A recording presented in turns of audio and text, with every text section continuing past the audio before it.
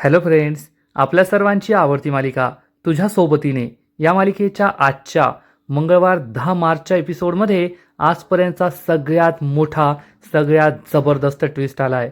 मग नेमकं घडलंय तरी काय? तर फ्रेंड्स, आजच्या एपिसोडमध्ये आपण पाहू की मल्हारने ठरवलं त्याला नुपूरला सगळं सत्य सांगायचं आहे की वेदांचा अपघात त्याच्या हातूनच घडला आहे. आणि हे सत्य सांगण्यासाठी तो नुपूरच्या चाळीत पोहोचला. तेथे होळीची तयारी सुरू होती. होळी उभी केलेली होती आणि नुपूर तेथे पूजेचं ताट घेऊन आली. मल्हार तिला म्हणाला, मिस नुपूर, मी तुमच्या डोळ्यात डोळे टाकून नाही सांगू शकत. मला तुम्हाला एक सत्य सांगायचं आहे. आणि समोर नुपूर आहे की नाही हे न पाहताच मल्हारने सगळं सत्य सांगून टाकलंय. तो नुपूरला म्हणालाय की तुमच्या वेदांचा खून मी केलाय आणि हे सगळं कसं घडलं हे सुद्धा त्याने सांगितलं. परंतु ट्विस्ट हा नाहीये, तर ट्विस्ट हा आहे की होळीच्या दुसऱ्या बाजूला नुपूर नव्हती, तर तेथे होती चक्क आशा. आणि आशा ही खूप चिडली आहे आणि मल्हारला म्हणाली, मल्हार, आज तू माझ्यासाठी मेला आणि यात गुन्ह्याची मी तुला सगळ्यात मोठी शिक्षा देणार आहे. मग ही शिक्षा काय असेल हे तर आपल्याला नाही कळलंय.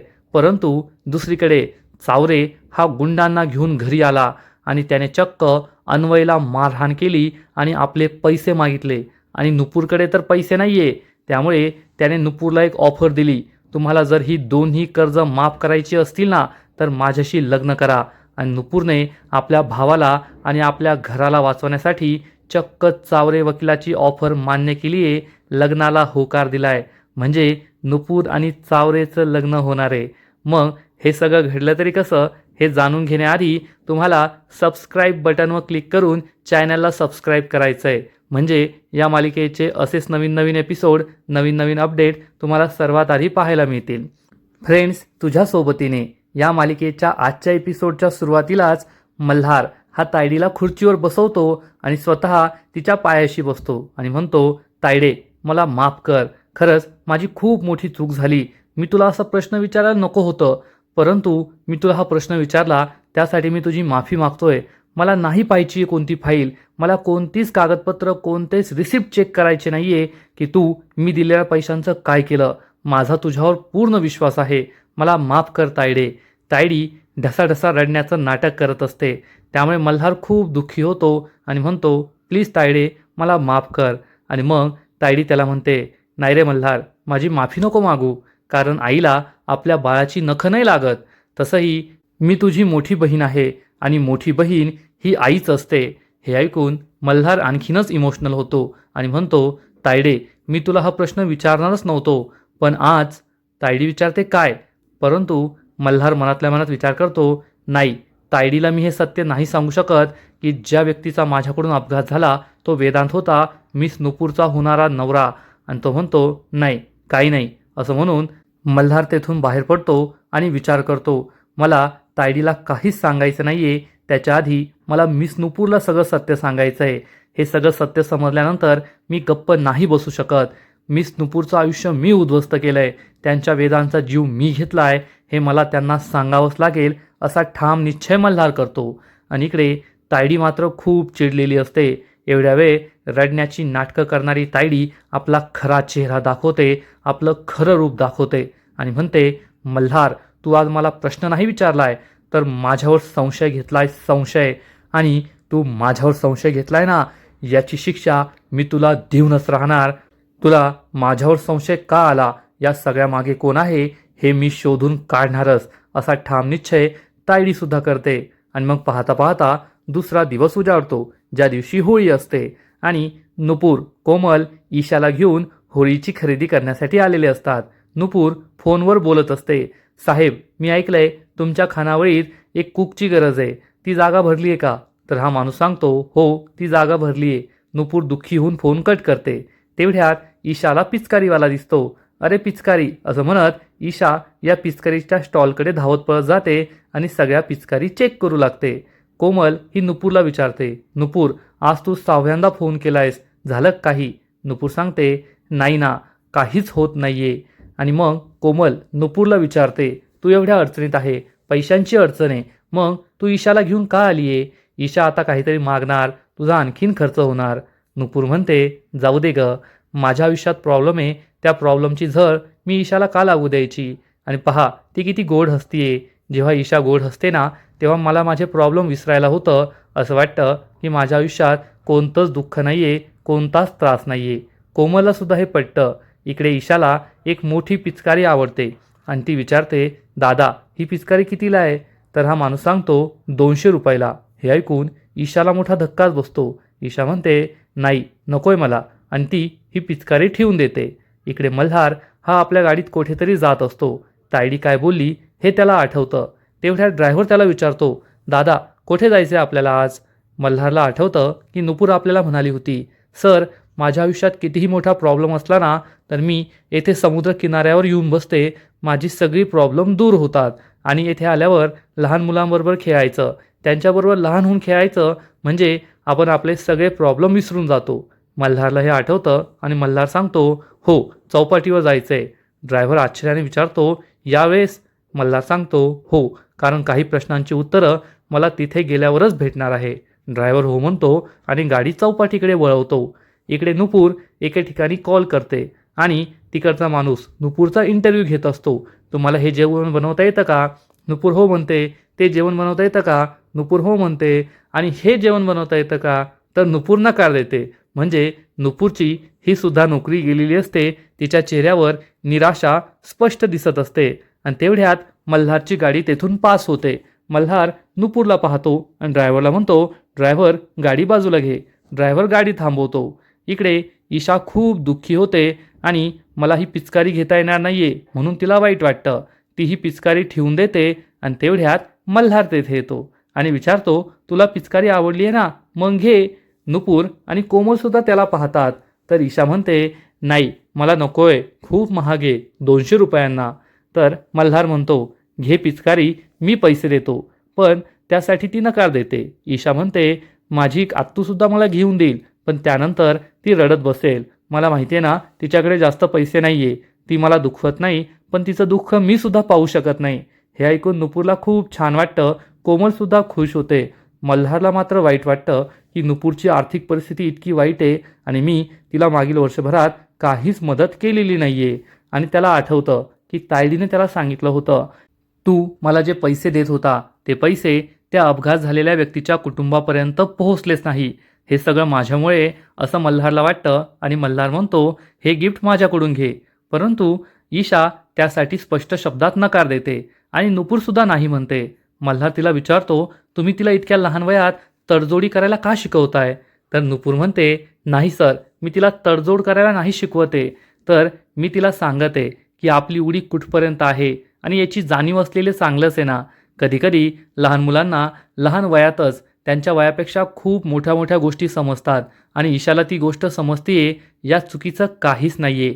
मल्हारला हे ऐकून खूप वाईट वाटतं आणि मल्हार हा नुपूरला समजावून सांगतो, माझंही तुमच्याशी काहीतरी नातं आहेच ना, मी तर तिला गिफ्ट देऊ शकतो. असं म्हणून मल्हार हा ईशाला म्हणतो, तू माझ्याकडून हे गिफ्ट घे. परंतु ईशा त्यासाठी नकार देते. मल्हार तिला म्हणतो, जर तू हे गिफ्ट घेतलं नाही ना तर मी रडेल आणि मी खूप वाईट रडतो, मग तुलाच त्रास होईल. नुपूर आणि ईशा हसतात. ईशा हे पिचकारी घेते आणि चक्क थँक्यू वाघोबा काका असं म्हणते. हे ऐकून मल्हारला आश्चर्य वाटतं आणि मल्हार विचारतो, वाघोबा काका म्हणजे? तर नुपूर आणि कोमल खूप घाबरतात. मल्हारलाही समजायला नको या आपण मल्हारला वाघोबा म्हणतो अशी भीती त्यांना वाटते. आणि कोमल म्हणते, सर ती काही पण बोलते, आणि ती ईशाला घेऊन तेथून बाजूला जाते. आणि मल्हार हा नुपूरला म्हणतो, मिस नुपूर, मला तुमच्याशी एक महत्त्वाचं बोलायचं आहे. नुपूर म्हणते, हो बोला ना सर. तर मल्हार हा नुपूरला हे सत्य सांगणार असतो की तुमच्या वेदांचा अपघात मी केलाय, मीच तो खुनी आहे. परंतु त्याची काही बोलण्याची हिंमतच होत नाही, तो इकडचं तिकडचंच बोलत असतो. मिस नुपूर, तुम्ही आज ऑफिस सोडून का गेलात? अशा घाईगडबडीत तुम्ही असं का केलं? नुपूर सांगते, सर मी तुम्हाला सांगायला आले होते पण तुमच्याकडेच वेळ नव्हता. पुढे नुपूर काही सांगणार इतक्यात मल्हारला तायडीचा कॉल येतो. मल्हार फोन उचलतो आणि विचारतो, काय झालं? तर तायडी म्हणते, मल्हार कुठे गेलायस तू? असा डोक्यात राग घालून तू घराबाहेर पडतोस आणि मग माझा जीव लागत नाही. सांग बरं कुठे आहेस तू आणि लवकर घरी परत ये. मल्हार म्हणतो, तायडे घाबरू नकोस, मी घरी येतोय, लगेच येतोय. आणि मल्हार हा नुपूरला म्हणतो, मिस नुपूर मला जावं लागेल. नुपूर म्हणते, ठीक आहे. नुपूर ईशा आणि कोमलजवळ जाते तर मल्हार त्याच्या गाडीजवळ येतो आणि नुपूर आणि ईशाकडे पाहतो आणि विचार करतो, मिस नुपूर, तुमचं आयुष्य उद्ध्वस्त करणारा मी आहे, तुमच्या वेदांचा खून करणारा मी आहे. आज तुमच्या डोळ्यांमध्ये जी भीती आहे ना पैसा कमवण्याची न कमवण्याची, ती माझ्यामुळे आहे. आशाच्या मनात जे दुःख आहे स्वतःच्या मुलाला गमावल्याचं, ते माझ्यामुळे आहे. आणि ईशाला या वयात जी तडजोड करावी लागते ना, ते सुद्धा माझ्यामुळे आहे. आणि तुम्ही यापेक्षा खूप भारी डिझर्व करतात, मी ते तुम्हाला देणारच. आणि माझी जी चूक झाली आहे, माझ्याकडून जो गुन्हा झाला आहे, तो सुद्धा मी कबूल करणारच, असा विचार करून मल्हार गाडीत बसतो आणि घराकडे यायला निघतो. पाहता पाहता रात्र होते आणि मल्हारच्या घरी रेवतीने मस्त गरमागरम पुरणपोळ्या बनवलेल्या असतात. तेवढ्यात तायडीची आई आणि जिया तेथे येतात आणि तायडीची आई म्हणते, अरे वा रेवती, आज तर तू गरमागरम पुरणपोळ्या बनवल्या आहेत, चल मला सगळ्यात आधी वाढ. तर रेवती हसून म्हणते, वहिनी तुम्ही काय बोलताय, आज होळी आहे, सगळ्यात आधी आपल्याला होळीला नैवेद्य दाखवावं लागेल आणि मग आपण जेवायचं. तर लगेचच तायडीची आई म्हणते, लवकर कर बरं, मला खूप भूक लागली आहे. तर जिया म्हणते, काय काकू, आता अर्ध्या तासापूर्वी तर आपण जेवण केलं होतं. तायडीची आई म्हणते, आपण जेवण केलं, मी तर नाही केलं. अरे हो, आठवलं मला, पण मी तर थोडंसंच खाल्लं होतं. जिया म्हणते, थोडंसं, तू ज्याला थोडंसं म्हणते ना, त्याला आमच्याकडे भंडारा म्हणतात, भंडारा. हे ऐकून तायडी खूप चिडते आणि म्हणते, जिया, ती तुझी मोठी काकू आहे आणि मोठ्या काकूशी अशी चेष्टा मस्करी नाही करायची, तोंड सांभाळून बोलायचं. जियाला खूप राग येतो आणि ती चिडून म्हणते, मग मोठ्याने सुद्धा मोठ्यांसारखं वागायचं ना. तायडी हे ऐकते आणि आणखीनच चिडते. ती काही बोलणार इतक्यात मल्हार घरी येतो आणि रेवती म्हणते, मल्हार बरं झालं तू घरी आलास, चल होळीची सगळी तयारी झाली आहे, आता होळीला नैवेद्य दाखव, होळीची पूजा करून घे. तर मल्हार म्हणतो, नाही मावशी, आज मी होळीला घरी थांबणार नाहीये. हे ऐकून सगळ्यांनाच मोठा धक्का बसतो की मल्हार चक्क होळीसाठी नाही म्हणतोय. मल्हार म्हणतो, मला एक महत्त्वाचं काम आहे, मी तिकडेच जातोय. तायडी मल्हारला विचारते, मल्हार, होळीच्या रात्री तुला असं कोणतं महत्त्वाचं काम आहे आणि तू कुठं जातोय, काही प्रॉब्लेम आहे का? मल्हार सांगतो, हो तायडे, प्रॉब्लेम होता, त्या प्रॉब्लेमचं सोल्युशन घ्यायला जातोय, मला जावं लागणार आहे. आणि मल्हार चक्क तायडीच्या आईचा आणि रेवती मावशीचा आशीर्वाद घेतो. त्यामुळे सगळ्यांनाच आश्चर्य वाटतं. तायडीला समजतं की काहीतरी गडबड आहे. तायडी विचारते, काय झालंय मल्हार, मी तुझ्याबरोबर येते. मल्हार म्हणतो, नाही तायडे, काही प्रवास एकट्यानेच करायचे असतात, मला तेथे तुझी गरज नाहीये, तू घरी थांब. तायडीला जबर धक्काच बसतो आणि मल्हार तेथून निघून जातो. तायडी म्हणते, मी जाते त्याच्याबरोबर. तायडी जाऊ लागते तर रेवती मावशी तिला थांबवते आणि म्हणते, नाही तायडे, मल्हार म्हणाला ना त्याला तुझी गरज नाहीये, मग तू का जातीयेस? तायडीला खूप राग येतो. रेवती मावशी म्हणते, म्हणजे मला असं म्हणायचंय की त्याचं काही असेल पर्सनल काम, त्याला जाऊ दे. आणि आता मल्हार घरी नाहीये, याचा अर्थ होळीची पूजा तुलाच करावी लागेल. आज होळीच्या पूजेचा मान तुझा आहे, त्यामुळे मी हक्काने सांगते, तूच होळीची पूजा करायची. तायडीचा नाईलाज होतो की आता होळीला सुद्धा घरीच थांबावं लागेल आणि मल्हारच्या मनात काय चाललंय हेच तिला कळत नाही. इकडे नुपूरच्या घरी सुद्धा होळीची तयारी झालेली असते, पण नुपूर अजून सुद्धा नोकरी मिळवण्याचा प्रयत्नच करत असते आणि फोनवर बोलत असते. तर मीना चिडून म्हणते, बाई बाई बाई, पाहता पाहता पुरा दिवस गेला, रात्र आली होळीची, पण अजून पैशांची व्यवस्था झाली नाहीये. आता ते गुंड, तो चावरे वकील येईल, त्याला कोणते पैसे द्यायचे? नुपूर, काय चाललंय तुझं, झाली की नाही तुझी व्यवस्था? पण नुपूर काहीच बोलत नाही. आशा म्हणते, मीना, तुला दिसत नाहीये का, ती नोकरी मिळवण्याचाच प्रयत्न करते, तिचे प्रयत्न सुरू आहेत. मीना गप्प बसते. आशा नुपूर जवळ येते आणि म्हणते, नुपूर, माझ्याकडे एक पर्याय आहे, तू माझे दागिने विक आणि त्या लोकांचं कर्ज फेड. परंतु नुपूर त्यासाठी स्पष्ट शब्दात नकार देते. आशा तिला समजवण्याचा प्रयत्न करते, अगं नुपूर, आता या म्हातारवयात मला दागिन्यांची काही गरज नाहीये आणि मला दागिन्यांचा सोच सुद्धा नाहीये, तू माझे दागिने विक आणि आत्ताची गरज भागून घे. परंतु नुपूर त्यासाठी स्पष्ट शब्दात नकार देते आणि म्हणते, नाही आई, मी तुझे दागिने विकणार नाहीये. त्यामुळे आशाचा सुद्धा नाईलाज होतो. तेवढ्यात ईशा तेथे रेडी होऊन येते आणि म्हणते, सेक्रेटरी काकांनी सांगितलंय सगळ्यांनी आपल्या होळीच्या थाळ्या, पूजेच्या थाळ्या होळीजवळ ठेवायच्या आहेत. नुपूर म्हणते, ठीक आहे, आणि ती जाऊ लागते. तेवढ्यात मीना तिला पुन्हा थांबवते आणि म्हणते, वा नुपूर वा, येथे भावाचा जीव धोक्यात आहे, राहतं घर धोक्यात आहे आणि तुला होळीची पूजा करायची आहे. त्या होळीचा सण साजरा करण्यापेक्षा आमचा थोडाफार विचार कर. तर नुपूर उत्तर देते, वहिनी, असं म्हणतात की होळीच्या आगीत सगळ्या निगेटिव्ह गोष्टी जळून खाक होतात, सगळी संकटं, सगळी दुःख जळून जातात.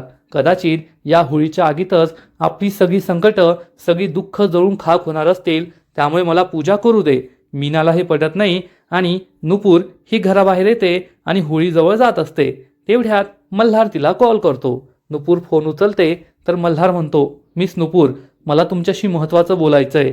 मी तुमच्या चाळीत आलोय, जेथे होळी उभारली आहे, तुम्ही मला तेथे येऊन भेटा. नुपूर म्हणते, ठीक आहे सर, मी तेथेच येते. आणि मल्हार विचार करतो, मिस नुपूर, आज आम्ही तुम्हाला पूर्ण सत्य सांगणार. मी तुमच्या वेदांचा अपघात केलाय, मी त्याचा खून केलाय, माझ्यामुळे तुमचं संपूर्ण आयुष्य उद्ध्वस्त झालंय, हे सत्य आज मी तुम्हाला सांगणार. आणि नुपूर होळीच्या दिशेने येत असते आणि ती होळीच्या दिशेने येते, आपली थाळी खाली ठेवते. तेव्हा मल्हारला वाटतं की नुपूरच आली आहे आणि मल्हार म्हणतो, मिस नुपूर, तेथेच थांबा. तुमच्या डोळ्यात पाहून तुम्हाला सत्य सांगण्याची माझी हिंमत नाही आहे, म्हणून तुम्ही पुढे येऊ नका. आज मला तुम्हाला एक गोष्ट सांगायची आहे, एक सत्य सांगायचं आहे. त्याआधी तुम्हाला मी एक गोष्ट सांगतो.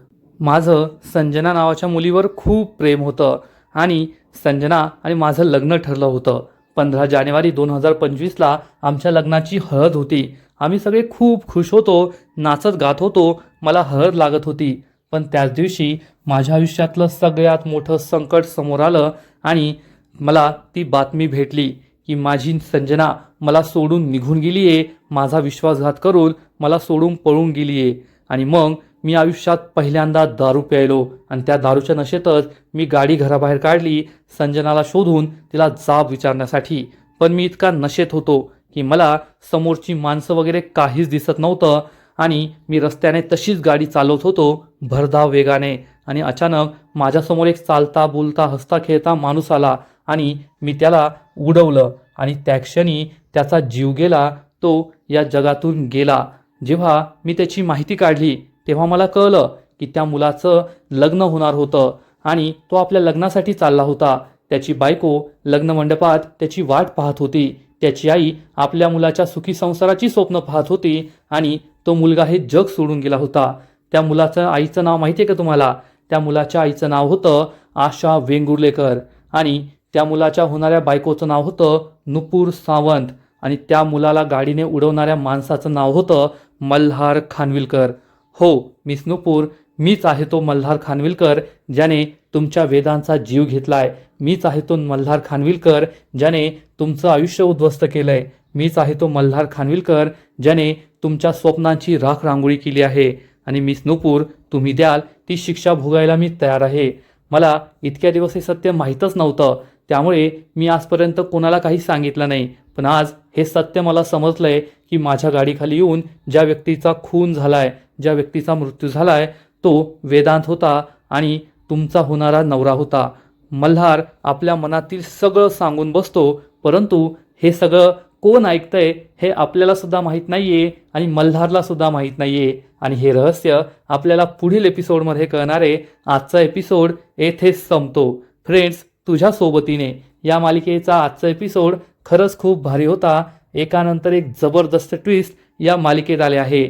मल्हार आणि नुपूर यांच्या आयुष्याला आता खूप मोठं वळण भेटणार आहे. यांचं संपूर्ण आयुष्य आता बदलणार आहे. मग यानंतर नेमकं काय घडणार आहे, या मालिकेच्या पुढील एपिसोडमध्ये काय घडणार आहे हे पाहणं खूप इंटरेस्टिंग असेल. मग नेमकं घडलंय तरी काय?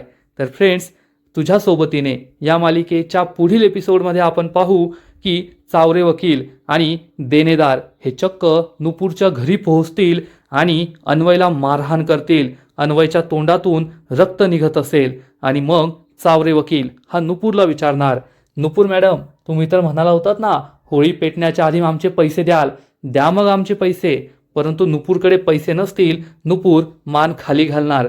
तेव्हा चावरे वकील म्हणेल, तुम्ही माझा अपमान केला, परंतु माझ्याकडे तुमच्यासाठी अजून सुद्धा ऑफर आहे. तुम्ही जर माझ्याशी लग्न करायला होकार दिला ना, तर मी तुमचंही कर्ज माफ करेल आणि तुमच्या भावाचं सुद्धा कर्ज माफ करेल. तुम्हाला तुमच्या घरात सुद्धा राहता येईल. बोला, काय आहे तुमचा निर्णय? आणि नुपूर चक्क चावरे वकिलाशी लग्न करायला होकार देईल.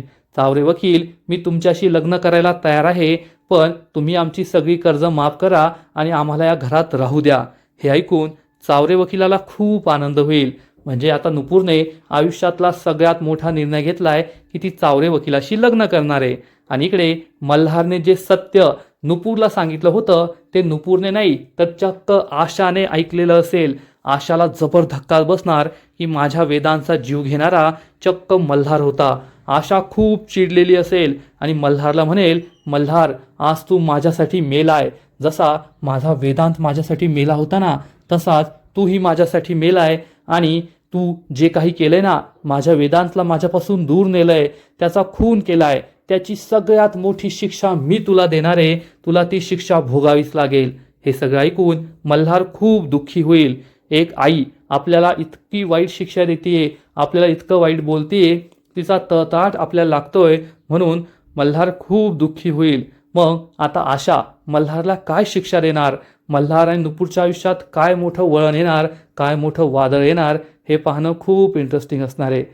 तर फ्रेंड्स, तुम्हाला सुद्धा तुझ्या सोबतीने ही मालिका आवडते का, नक्कीच कमेंट करून सांगा. आणि या मालिकेचे असेच नवीन नवीन एपिसोड सर्वात आधी पाहण्यासाठी व्हिडिओला लाईक करा, शेअर करा, चॅनलला सबस्क्राईब करून बेल आयकॉनवर क्लिक करा, म्हणजे या मालिकेचे नवीन नवीन एपिसोड तुम्हाला सर्वात आधी पाहायला मिळतील. खूप खूप खूप धन्यवाद.